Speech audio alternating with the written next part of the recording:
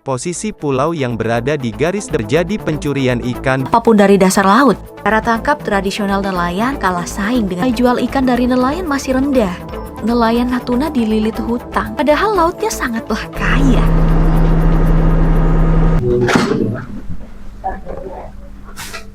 Halo, yuk coba kita dengerin apa sih pendapat orang-orang tentang Pulau Natuna. Nah, kamu tahu tentang Natuna nggak? Salah satu pulau terluar di Indonesia nggak sih? Oh, Natuna. Laut yang sering konflik itu bukan sih? Laut yang sering kecurian ikan itu gak sih? Karena potensi ikannya emang banyak. Halo, saya Gara Galib Ramadan dengan NIM 129221016. Halo, saya Fauzan Pratama dengan NIM 129222019. Saya Aisyah Nur Halimah dengan NIM 100240552. Nama saya Sawaita Raisya dengan NIM 100240464. Saya Dimas Ramadinata, 129222071. Sekarang kita coba bahas overview mengenai Laut Natuna. Laut Natuna adalah bagian dari paparan Sunda yang terletak di Kabupaten Natuna, Kepulauan Riau, mencakup 16 kecamatan, 75 desa atau kelurahan, dan 154 pulau. Secara geografis, kita coba lihat perbatasannya. Di sebelah utara, Laut Natuna ini berbatasan dengan Vietnam dan Kamboja. Kemudian di bagian timur, Laut Natuna berbatasan dengan Malaysia Timur, dan juga dengan Kalimantan Barat. Di sebelah selatan, Laut Natuna berbatasan dengan Sumatera Selatan dan juga Jambi. Kemudian dari arah barat, Laut Natuna berbatasan dengan Singapura, Malaysia, dan juga Riau.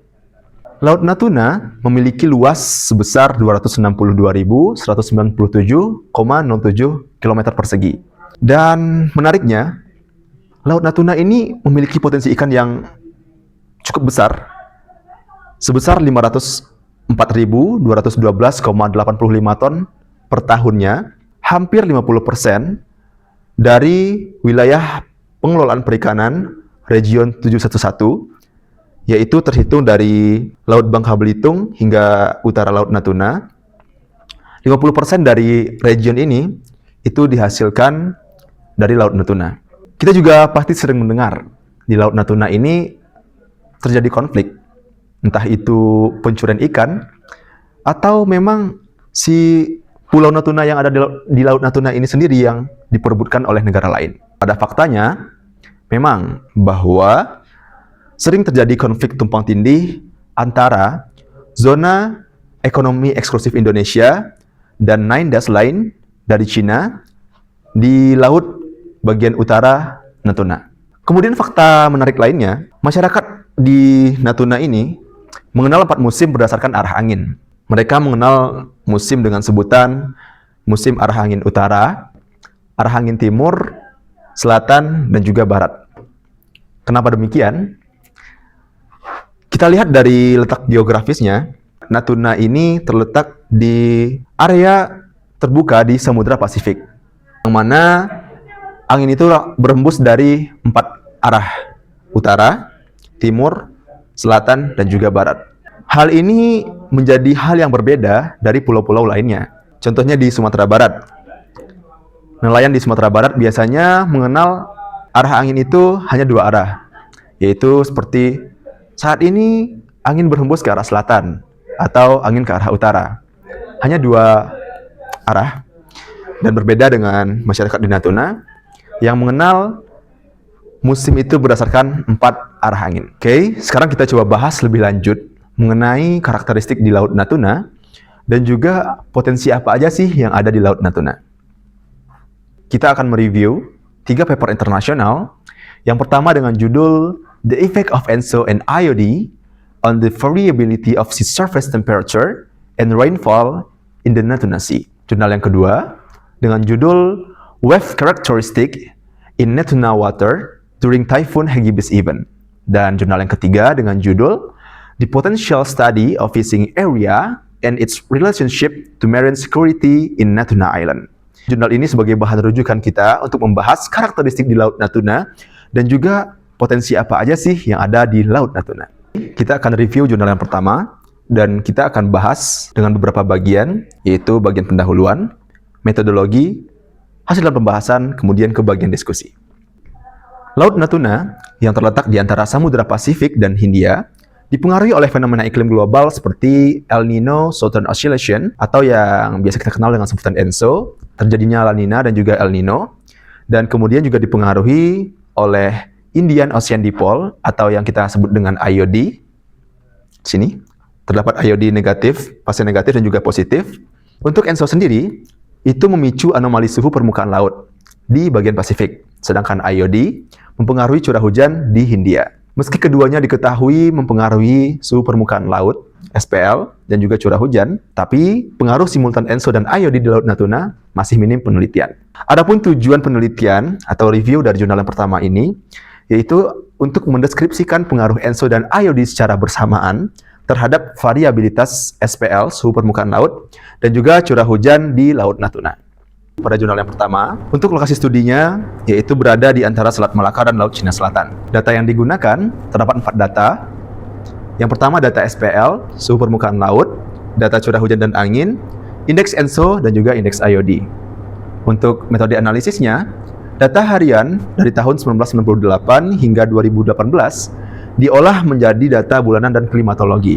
Kemudian juga dihitung korelasi yang digunakan untuk analisis hubungan ENSO dan IOD terhadap SPL dan juga curah hujan di Laut Natuna. Hasil dan pembahasan mengenai jurnal yang pertama yang ditinjau dari variasi musiman. Kita mengambil sampel musim barat di Laut Natuna pada bulan Februari dan juga musim timur di Laut Natuna pada bulan Juli. Terdapat 3 tinjauan. Yang pertama, suhu permukaan laut di Laut Natuna. Pada musim barat, yaitu di bulan Februari, suhu permukaan laut di Laut Natuna itu lebih dingin jika dibandingkan pada saat terjadinya musim timur di bulan Juli, yang mana suhu permukaan laut di Laut Natuna itu lebih hangat. Hal ini dapat kita lihat pada hasil plot, yang mana di sini warna biru menunjukkan SPL yang lebih dingin, sedangkan di sini warnanya lebih cerah, kuning dan juga orange yang menunjukkan SPL di Laut Natuna lebih hangat pada musim timur di bulan Juli. Kemudian kita tinjau dari curah hujan. Pada musim barat di bulan Februari, curah hujan di Laut Natuna itu lebih sedikit jika dibandingkan pada musim timur di bulan Juli, yang mana curah hujan di Laut Natuna lebih banyak. Dan yang terakhir, kita tinjau dari kecepatan angin. Kecepatan angin pada musim barat, yaitu di bulan Februari di Laut Natuna, kecepatan anginnya itu lebih tinggi jika kita bandingkan dengan musim timur pada bulan Juli di Laut Natuna, yang mana kecepatan anginnya itu lebih rendah. Lalu, apa sih pengaruh ENSO dan IOD di Laut Natuna? ENSO memiliki pengaruh yang lebih besar dibandingkan dengan IOD terhadap curah hujan dan SPL di Laut Natuna, yang mana angka korelasi atau nilai R ENSO itu di atas 0,6 jika dibandingkan dengan IOD yang lebih kecil dengan nilai R kecil dari 0,4. Kita tinjau pengaruh pada saat terjadinya El Nino dan juga IOD pada fase positif, di mana pada fase ini SPL, suhu permukaan laut, meningkat 1 derajat Celcius, berbanding terbalik dengan curah hujan dan kecepatan angin, di mana curah hujan menurun sebesar 3 mm per hari dan kecepatan angin menurun sebesar 3,5 meter per second. Kemudian, kita tinjau dari saat terjadinya La Nina dan IOD fase negatif. Di sini, nilai SPL menurun sebesar 1 derajat Celcius, berbanding terbalik dengan curah hujan dan kecepatan angin, di mana curah hujan meningkat sebesar 7 mm per hari dan kecepatan angin juga meningkat sebesar 3 meter per second. Dari hasil plot, korelasi curah hujan dengan ENSO, IOD, dan juga ENSO dan IOD di Laut Natuna. Korelasi ini kita tinjau pada 2 musim, yaitu pada musim monsun barat di bulan Februari di Laut Natuna, dan juga pada monsun timur. Kita sampelnya diambil di bulan Juli di Laut Natuna. Dari hasil plot pengaruh korelasi curah hujan dengan ENSO, di sini kita lihat pada musim monsun barat di bulan Februari di Laut Natuna, itu perbedaannya lebih mencolok daripada korelasi curah hujan dengan ENSO, IOD dan juga ENSO dan IOD yang terjadi pada monsun timur di bulan Juli di Laut Natuna. Hal ini sesuai dengan hasil pembahasan yang tadi sudah kita singgung di awal pembahasan pengaruh ENSO dan IOD. Setelah berdiskusi, kami dapatkan bahwa Pada musim barat, di bulan Desember hingga Februari, fenomena La Nina yang bersamaan dengan Ayo di fase negatif meningkatkan kecepatan angin dan curah hujan. Hal ini memicu turbulensi air yang membawa nutrien dari dasar laut ke permukaan. Akibatnya, suhu permukaan laut atau SPL menjadi lebih dingin, berkurang sebesar -1 derajat Celcius. Dan hal ini mendukung peningkatan produktivitas primer ekosistem laut di Laut Natuna. Sebaliknya, pada musim timur, di bulan Juli hingga Agustus, El Nino yang terjadinya bersamaan dengan Ayo di fase positif menyebabkan SPL lebih hangat, meningkat sebesar +1 derajat Celcius, dan curah hujan lebih rendah, sehingga pencampuran vertikal menjadi berkurang, dan nutrien di permukaan di Laut Natuna itu menjadi menurun. Dan tentunya, produktivitas primer menjadi lebih rendah di Laut Natuna. Nah, dari hal ini, teman-teman udah mulai kebayangkan hubungan antara produktivitas primer yang pastinya akan berkorelasi langsung dengan peningkatan atau aktivitas penangkapan ikan di Laut Natuna. Oke, sekarang kita akan lanjut bahas ke jurnal yang kedua. Pada jurnal ini, kita akan lebih berfokus membahas mengenai energi gelombang yang ada di perairan Laut Natuna. Perairan Natuna berpotensi besar mengembangkan energi gelombang, terutama pada Desember hingga Februari dengan densitas gelombang yang tinggi, namun rentan terhadap gelombang ekstrim akibat penjalaran swell dari Laut Cina Selatan. Data gelombang yang beroscilasi tinggi sangat penting dalam mendukung perencanaan teknik pesisir, seperti aktivitas nelayan, jalur masuknya keluar kapal di Laut Natuna. Pada penelitian ini, menggunakan model Simulating Wave Nearshore atau biasa disebut dengan SWAN, untuk mengkaji karakteristik gelombang di Natuna selama Taifun Hagibis, yaitu kita hitung sampelnya pada tanggal 20 hingga 27 November di tahun 2007 dengan lokasi di Laut Cina Selatan. Adapun tujuan penelitian dari jurnal yang kedua ini yaitu untuk menganalisis karakteristik gelombang di perairan Natuna selama Taifun Hagibis menggunakan model SWAN.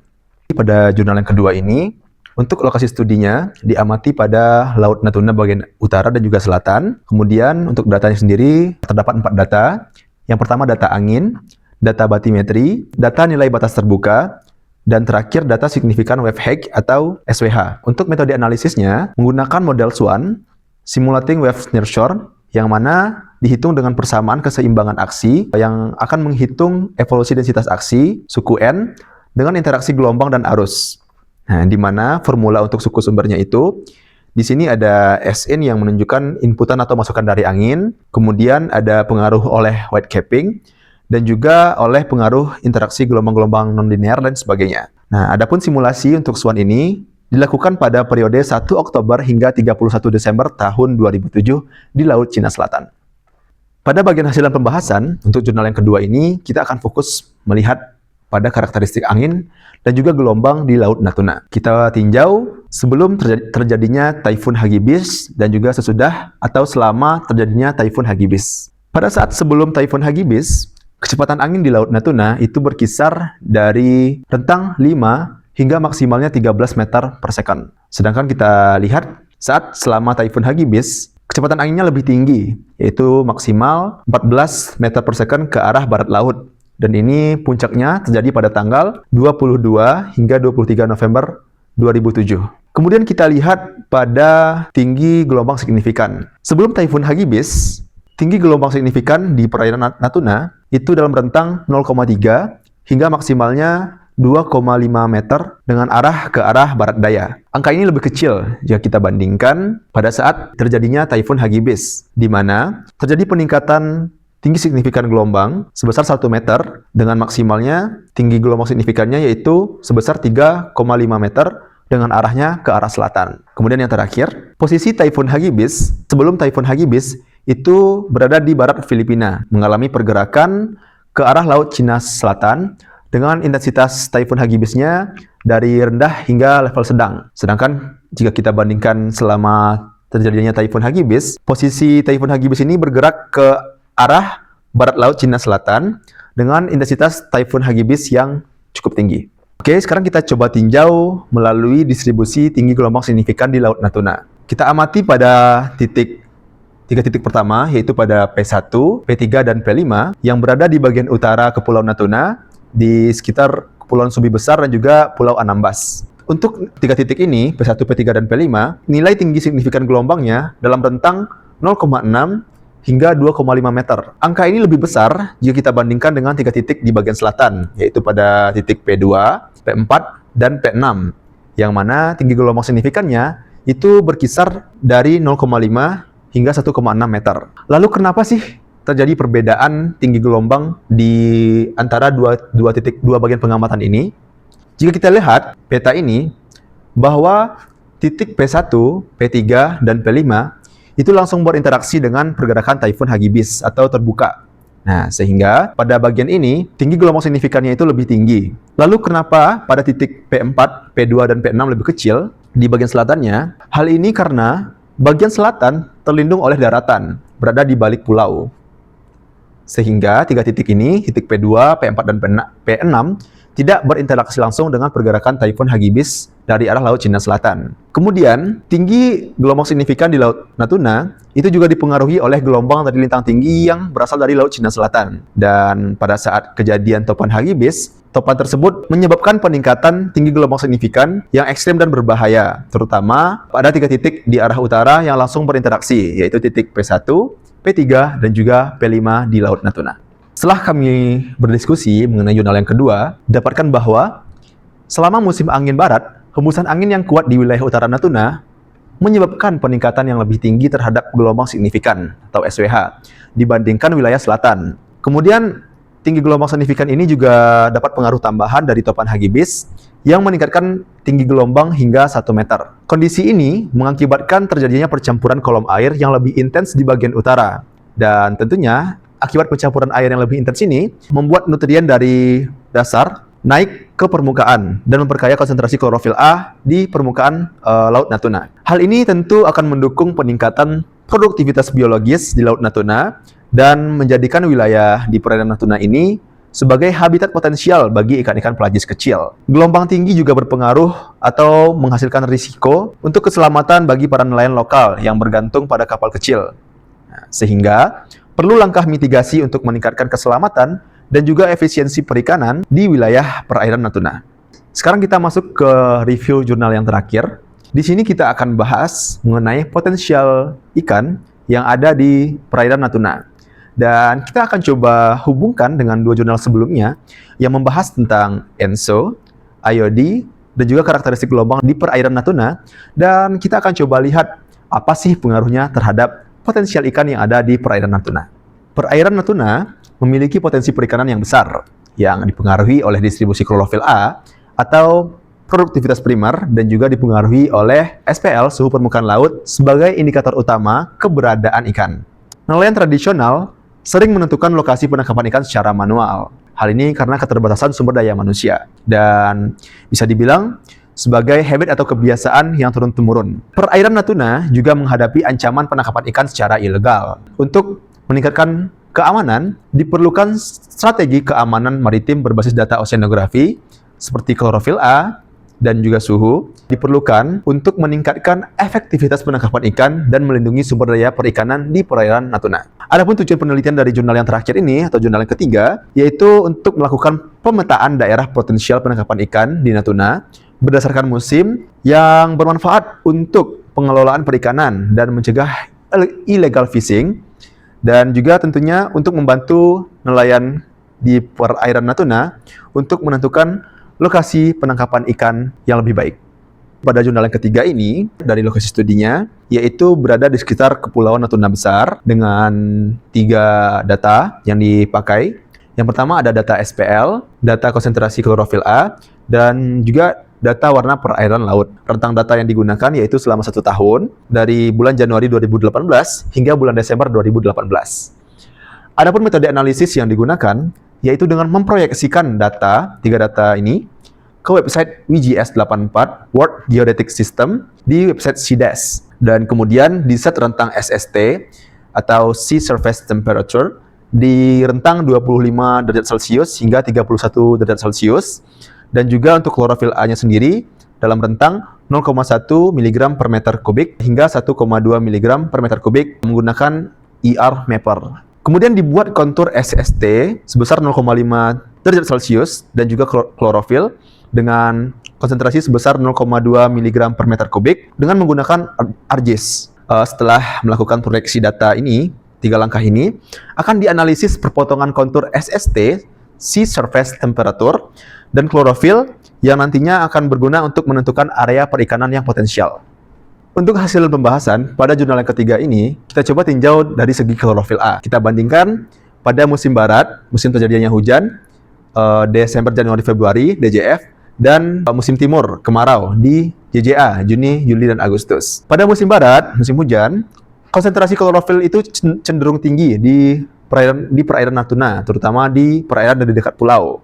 Karena curah hujan itu membawa nutrien dari daratan ke laut. Dari hasil plot ini, kita lihat pada DJF, Desember, Januari, Februari, puncak konsentrasi yang tertinggi terjadi pada bulan Februari, dalam rentang 1,84 hingga 5,73 mg per meter kubik. Kita bisa lihat pada gambarnya di Februari, distribusi klorofil A-nya itu sudah menutupi semua daerah tinjauan atau daerah kajian, yang berarti distribusinya ini besar pada bulan Februari. Kita bandingkan dengan musim timur, di kemarau, kita ambil sampel di JJA, Juni, Juli, dan Agustus, yang mana di sini terjadi penurunan intensitas hujan, dan hal ini mengurangi pasokan nutrien yang dibawa dari daratan ke perairan, sehingga konsentrasi klorofil juga menurun. Titik terendah konsentrasi terjadi pada bulan Juni, dengan rentang 0,127 hingga 2,7 mg per meter kubik. Adapun faktor seperti arus laut Cina Selatan dan intensitas cahaya matahari juga turut mempengaruhi dinamika konsentrasi klorofil A di perairan sekitar Laut Natuna. Oke, berikutnya kita akan coba lihat melalui suhu permukaan laut atau SPL. Kita akan coba bandingkan antara musim barat, yaitu di bulan DJF, Desember, Januari, Februari di perairan Natuna, dengan musim timur pada bulan Juni, Juli, dan Agustus. Pada musim barat, SPL itu lebih dingin, diakibatkan curah hujan yang lebih tinggi. Nah, tingginya curah hujan membawa nutrien dari daratan dan menurunkan suhu air laut. Dapat kita lihat pada plot gambar ini, Desember, Januari, Februari musim barat ditunjukkan oleh gambar ini di Desember, Januari, dan juga Februari. Nah, pada bulan Januari, rentang suhunya berkisar dari 21,4 hingga 29,8 derajat Celcius, dan pada bulan Desember dalam rentang 25,84 hingga 30,6 derajat Celcius. Jika kita bandingkan pada musim timur, SPL-nya itu lebih panas. Kita tinjau pada rentang Juni, Juli, dan Agustus. Tutupannya daerah sini musim timur dengan tunjukkan warna merah, yang berarti SPL-nya lebih panas. Angin kering membawa suhu daratan yang tinggi dan juga sinar matahari yang kuat ke wilayah perairan. Pada bulan Juni, rentang suhunya yaitu 29,55 hingga 33,18 derajat Celcius. Dan pada Juli, dalam rentang 28,72 hingga 30,96 derajat Celcius. Pada musim peralihan, pada bulan Maret dan Oktober, suhu itu bervariasi antara bagian utara yang dingin, dan juga bagian selatan yang hangat. Hal ini terjadi karena adanya pengaruh arus laut Cina Selatan dan juga pengaruh dari El Nino di perairan Natuna. Baik, kita akan bahas mengenai potensi area penangkapan ikan. Setelah tadi kita tinjau dari nilai klorofil A-nya, kemudian juga kita lihat dari SPL, suhu permukaan laut. Di sini terdapat jumlah titik potensial ikan untuk setiap bulannya di perairan Natuna. Kita coba lihat pada musim barat di bulan Desember, Januari, dan juga Februari, di mana pada 3 bulan ini area potensial ikan yang terdeteksi itu lebih banyak. Bulan Desember sebanyak 112 titik, bulan Januari 307 titik, dan pada Februari puncaknya sebesar 584 titik area penangkapan ikan yang potensial di Pulau Natuna. Kemudian jika kita bandingkan dengan musim timur, yaitu kita ambil pada bulan Juni, Juli, dan Agustus, dapat kita lihat di sini jumlah area tangkapan ikan pada bulan Juni yaitu sebanyak 105 titik. Pada bulan Juli masih sama, 105 titik, dan terendah yaitu pada bulan Agustus, hanya 51 titik area penangkapan ikan potensial di perairan Natuna. Hal ini selaras dengan peningkatan klorofil dan juga suhu permukaan laut yang mendukung area penangkapan ikan potensial di Pulau Natuna yang sebelumnya sudah kita bahas. Jumlah titik penangkapan ikan dipengaruhi oleh cuaca, arus laut, dan musim, dengan perairan utara Natuna sebagai lokasi utama untuk penangkapan area potensial ikan. Setelah berdiskusi mengenai jurnal 3, kami dapatkan bahwa pada musim barat, fenomena La Nina dan juga iodin negatif meningkatkan curah hujan dan membawa nutrien dari limpasan hujan, sehingga terjadi pencampuran secara vertikal yang meningkatkan konsentrasi klorofil A hingga 5,73 mg per meter kubik pada bulan Februari. Dan tentunya hal ini mendukung produktivitas fitoplankton dan meningkatkan jumlah titik penangkapan ikan sebanyak 584 titik sebagaimana tadi yang sudah dijelaskan di slide sebelumnya. Sebaliknya, pada musim timur di bulan Juli hingga Agustus, suhu permukaan laut itu lebih hangat di atas 29 derajat Celcius yang menurunkan konsentrasi klorofil A menjadi 0,8 mg per meter kubik. Pada fase ini juga mengurangi potensi tangkapan ikan dan terjadi penangkapan ikan secara ilegal. Lantas kenapa penangkapan ikan secara ilegal itu terjadinya pada titik potensial ikan yang lebih sedikit? Hal ini dikarenakan asing itu melihat aktivitas nelayan yang lebih rendah pada masa ini dibandingkan dengan masa pada saat titik tangkapannya itu lebih tinggi. Sehingga saat area potensial ikannya lebih sedikit, di sana lebih rentan terjadinya penangkapan ikan secara ilegal. Adapun pengawasan kapal asing itu terbatas di daerah perairan Laut Natuna dikarenakan faktor keterbatasan fasilitas, sumber daya, dan juga luas wilayah perairan serta koordinasi antar lembaga yang belum terlalu optimal. Nah, hal ini memungkinkan kapal asing melanggar batas wilayah sebelum Bakamla atau TNI AL tiba di perairan Natuna.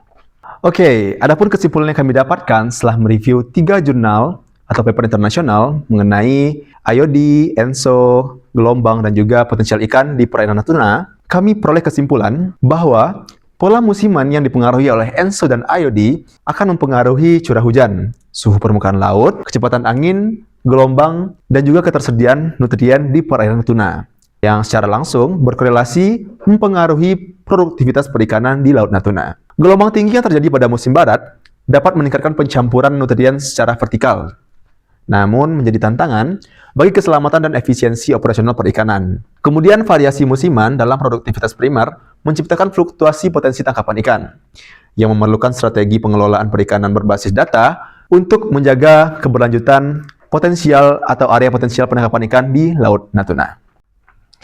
Sebagai penutup, kita ambil quotes keren dari mantan Menteri Kelautan dan Perikanan, yaitu Ibu Susi Pujastuti.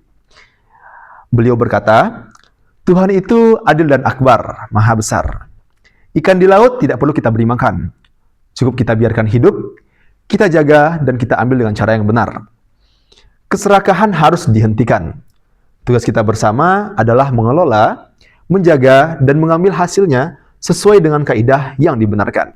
Dan sudah sepatutnya, kita sebagai mahasiswa dan sivitas akademika, dengan fokus keilmuan yang masing-masing kita miliki, kita gunakan untuk berkontribusi demi kebermanfaatan bersama, melalui penelitian dan juga pengabdian kepada masyarakat. Dan ilmu itu, kita munculkan dari diri kita sendiri, untuk masyarakat kita, dan untuk bangsa tercinta Indonesia. Sekian dari kami akhiri. Wassalamualaikum warahmatullahi wabarakatuh.